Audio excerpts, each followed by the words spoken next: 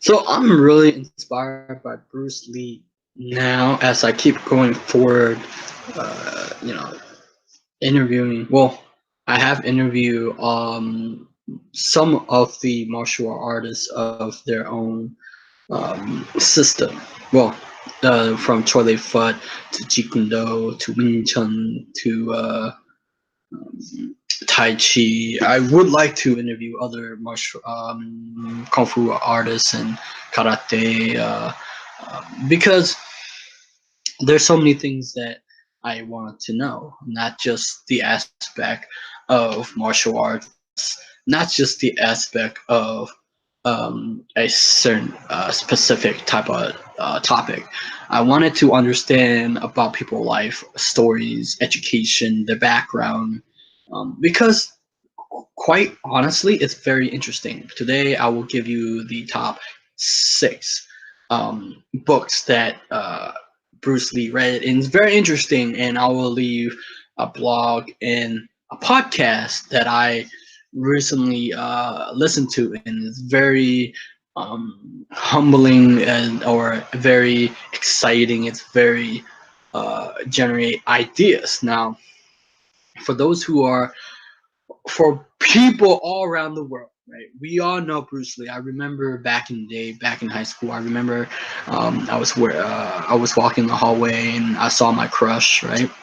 And I was walking, and she was with her friend, and I was with my friend, and I was wearing Bruce Lee shirt, and it's always in my mind. But I was wearing a Bruce Lee shirt. It had his head on it, his head of Bruce Lee, and but I didn't know who was Bruce Lee was and how this translate into self-help personal development world, right? I believe that Norman Vincent Peale and Napoleon Hill created this guy. Well, not created, but made him who Bruce Lee was without Think and Grow Rich, without Napoleon Hill, Norman Vincent Peale, The Magic of Thinking Big, without these type of books influencing his, because he didn't just read on martial arts, other martial arts background. He read self help. He read spiritual stuff, and I will put in the link in the description below. And of course, the reason why I'm going deep into this is because I'm truly inspired by his work, and not by how he's an incredible martial artist. Of course, I respect him for it and how he does things, but I'm incredibly attracted to him by the way that his mind operates. I want to dig deep to his past history, and I had bought Bruce Lee collector. I highly recommend everybody get this because it's truly an epic story.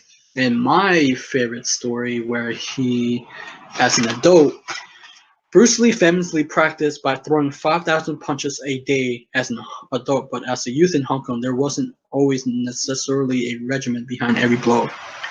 In fact, as Bruce Lee grew up in the harsh urban environment, he often found himself faced with a situation in which his natural skills in martial arts were put to greater pursuit. The Hong Kong high school boxing champion would eventually become involved with a street gang not unknown in the mid 20th century as known as Tiger of the Junction Street. Now, this you should get if you're into Bruce Lee and you're a fan of Bruce Lee, right? And his work. But I'm gonna go to the blog now, and his book and self-help is The Amazing Result of Positive Thinking by Norman Vincent Peale, and many other Norman Vincent Peale titles. Think and Grow Rich by Napoleon Hill, Dynamic Thinking by Melvin Powers, The Magic of Thinking Big by David Schwartz, As a Man Thinking by James Allen, The Success System That Never Fell by W. Clement Stone, because W. Clement Stone is a friend of Napoleon Hill, How to Win Friends and Influence People by Dale Carnegie. And of course, that's was it six, right? One, two, three. That's seven, I think. One, two, four, five, six, seven. And how to raise from failure to success in by Frank, whatever his last name. He was Beg Beg Begger, whatever. Now, in one of the podcasts, it was I was trying to find one of Brandon Lee, Linda Lee, Shannon Lee, because since I interview Dana Lee Inosanto, um, who's the daughter of Dan Inosanto, who was in Game of Death, and Ron Balicki, wife of Ron Balicki, who's her husband, teaches teaches Jeet Kune Do, and I am so grateful to Ron Balicki, and he's an epic dude.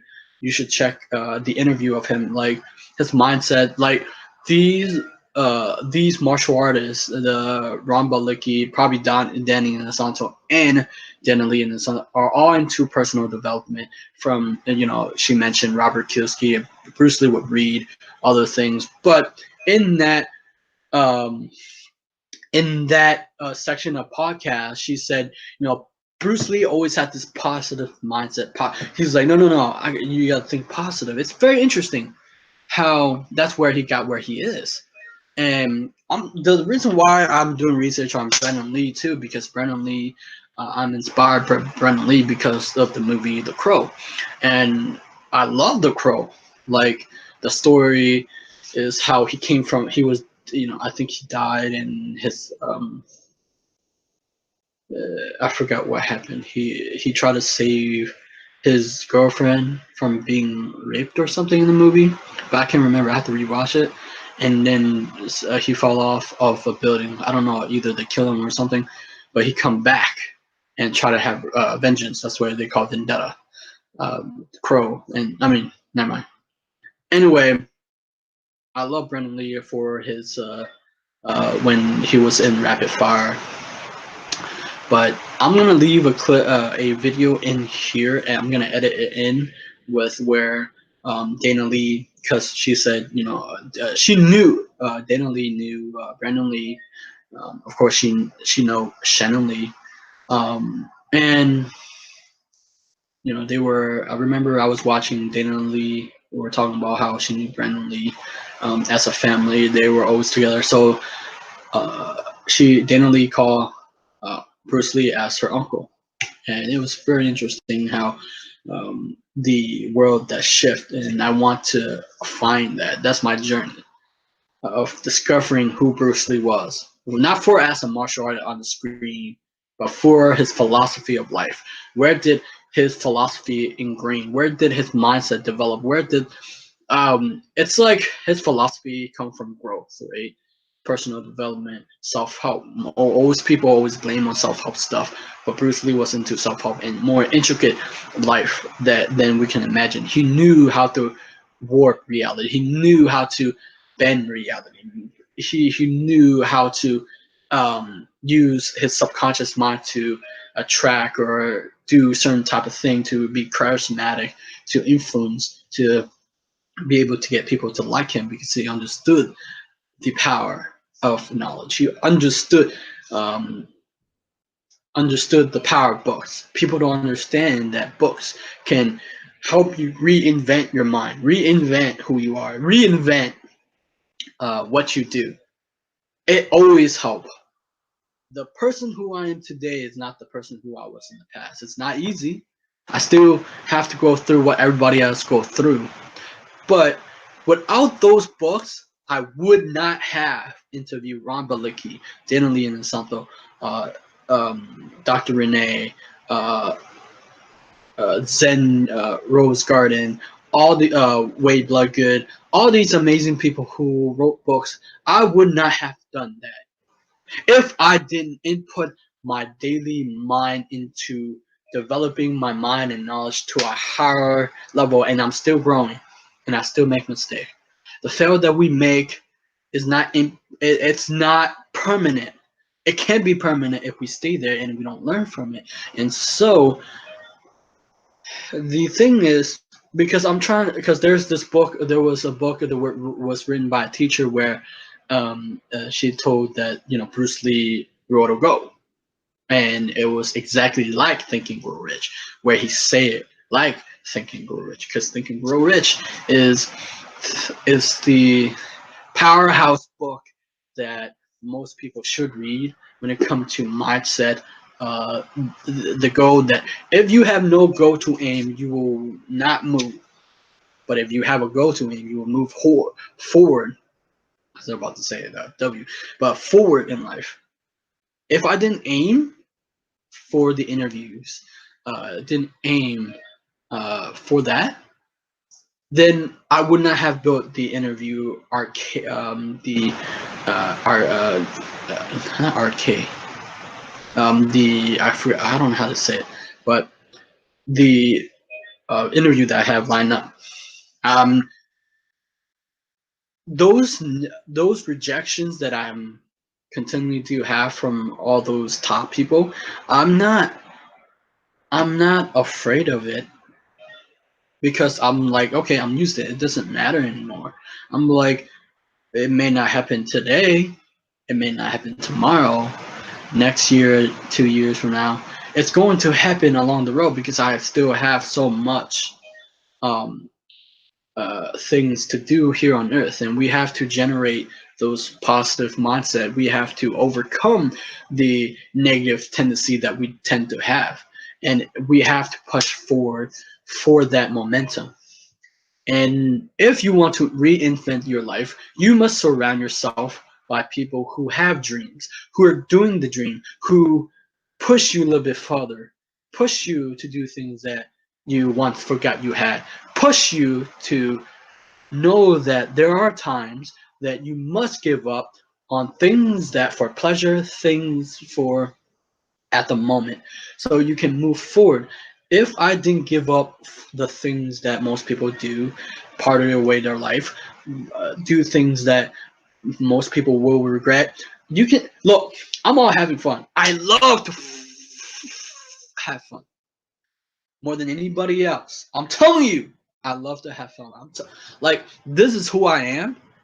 But the thing is, it will be wasted if you party, if you do things that is fun now, then you will be wasting your life, your time, that you could have been doing something that mold you, change you, to grow into an epic person that you always wanted to be, and not die, not not die knowing that you could have done better.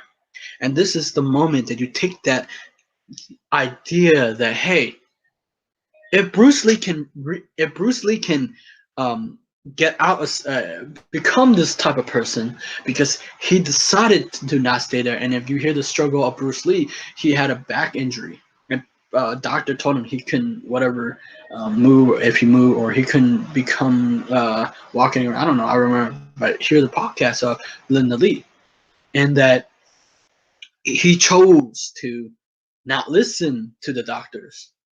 He chose something for his life, and that we must take that idea from him. We must take ideas from people. We must take it and say, what can I do for myself so I can move a little bit each day forward towards a vision, a dream that I'm willing to stake my life on it, to stick it to the ground and say, hey, you're not stopping me. The only person who can stop it's yourself. And yes, there are going to be days. I don't care. For me, there are days that I do not want to get up. I love sleep more than most because the sleep is feel good, man. It's like, fuck, man. But you gotta do what you gotta do. If you always bitching, complaining like most of my friends, more bitching, complaining that this year will be better. It's not that this year will be better or not. It's how you make your year will be better. How you're going to make the year better. Last year was incredibly. If I tell you saying, "Hey, my year last year was incredibly epic," but you didn't understand the struggle that I went through to make that epicness. If I tell you that it's amazing, I didn't, and then I left out the struggle. You say, "Oh my God, this guy is bragging." I left out that I struggled. I got rejected. I learned more. I grew more. I failed. I got hurt. I got depressed, and all that shit. And I call it great because it's life. Life, it's about motion, emotion, joy, happiness, sadness, depression. If you just go through happiness all the time, you feel happy, but nothing. If you don't, or the hardship, the hardness, that make you alive. Most people don't want to go through that. That's okay, but that's not make me alive. Because if I don't go through that, I felt not alive. Most of the time I don't like it. Most of the time I do like it. Right? It's simple. Take this idea and run with it. If you see any book that you like in the blog, right, buy it. Don't think about don't read the review. Fuck the review. Do the opposite. Buy the books. Most people hate the books. Most people hate knowledge. It's not knowledge that you are trying to consume. It's the wisdom of that is passed down. Because if you can input knowledge in your head, you will become different from everybody else. Because most people aren't willing to put in the time to read, aren't willing to put in the time to reinvent themselves, to change themselves. Change is hard. I hate change. As you grow older, you hate change. So do it for yourself. Do it for your family. Do it for you. Then soon you'll see the impact that you have made. Little by little, you will see it. It's not always happen, but you can see it. Now, subscribe to my channel, and I do book reviews on this YouTube channel, and I'm trying to create a library. It's not. Oh god, I have a vision for that because there's people don't go to library anymore. People don't read anymore. People, all they do is enjoy the what everybody else does, and I don't want that for you. Let's do this. Let's make a decision that we're going to read these type of books, and we're going to set goals and vision, not based upon society, not based upon it's how you feel and what you wanted to do. And you're going to make mistake, and the goal that you thought you wanted, you can let it go. It can change. And I'll see you guys next time. Bye bye. I would like to, how did it feel to be in the presence of Uncle Bruce? You keep calling him. How did it feel? Well, at the time, I didn't know that he was famous or that he had a following. I didn't know what Green Hornet was, I just knew that he was a really cool guy, and he was at the house a lot, and Dad and him always, were always together, and to me, they reminded me with my adult eyes like two scientists, just obsessed to find like the latest, greatest thing. And I can remember as a child, Uncle Bruce was over in they were in my father's library. And so the parameter of my dad's library had all these books, all these photos, all these weapons. But in the middle of the library, there was like a weightlifting set. And then one corner was my father's desk. So Uncle Bruce would be working out doing weights, and then my dad would be taking notes, and they would talk out loud, different concepts and, different theories. And I was too much of a little girl to remember. I just remember that they were they were multitasking, definitely. And yet Uncle Bruce was really good about being able to take a break and kid around with me and be the sweet uncle that he was. So, I mean, those are the kinds of memories that I have. And yet they would go, once I, left the room, they were right back to, taking notes and, talking about, the nuanced levels of their research, Right. Thank you so much for the, the image of the story of the book. Because I noticed that in one of his Bruce Lee book, it's like, he read 2,000 books. Because, I'm into, I remember Ron Balicki, your husband, said you guys are into Tony Robbins, right? I'm into personal development, right? And I love that. Yeah, I love it too.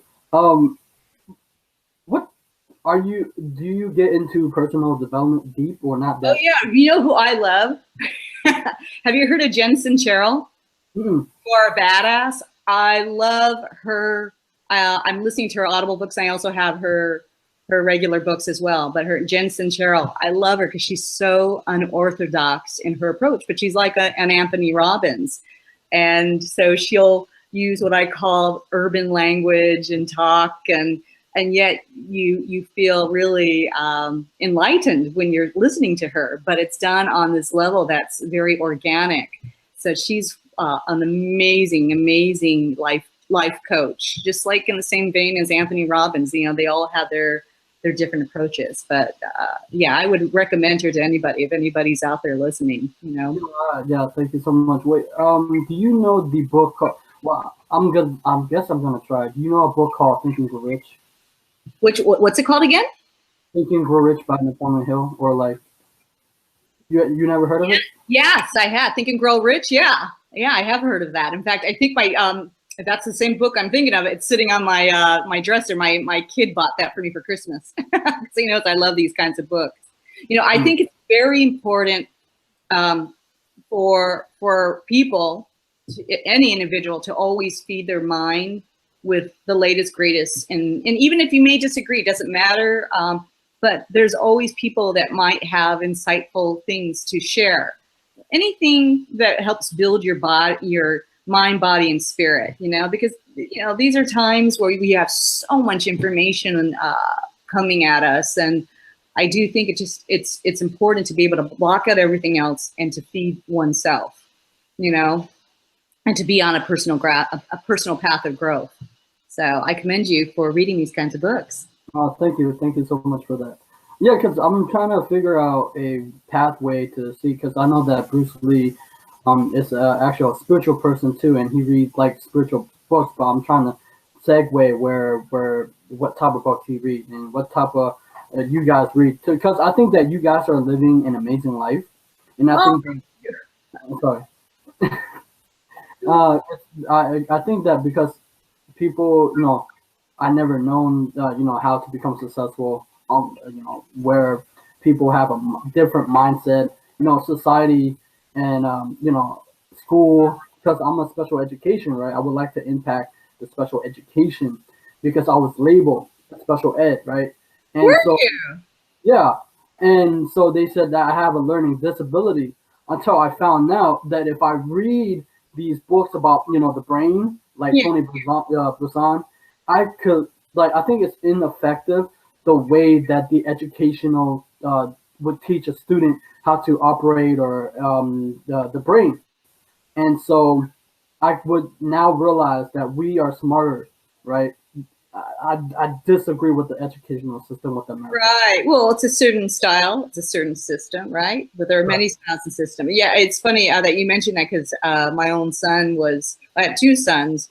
I have one with autism, and I have another one that was classified with having ADD. But, you know, I already knew you know, first of all, I come from a family of educators, but I'm also aware, just as a martial arts teacher, that everybody learns differently. We're all wired so uniquely. And so sometimes I could teach one way with one individual and find that maybe with another person, if I took a different approach, they learn differently. So, and that's kind of the way I look at my own boys too, when it came down to their own education, you know. And, you know, I would take in, you know, and absorb what other people may say, but I always took notice when there were maybe different perspectives on learning. And so I don't think either one of them are wrong. It's just, you know, gathering what it works best for you, you know. And so yeah, I commend you. That's awesome that you're doing that. And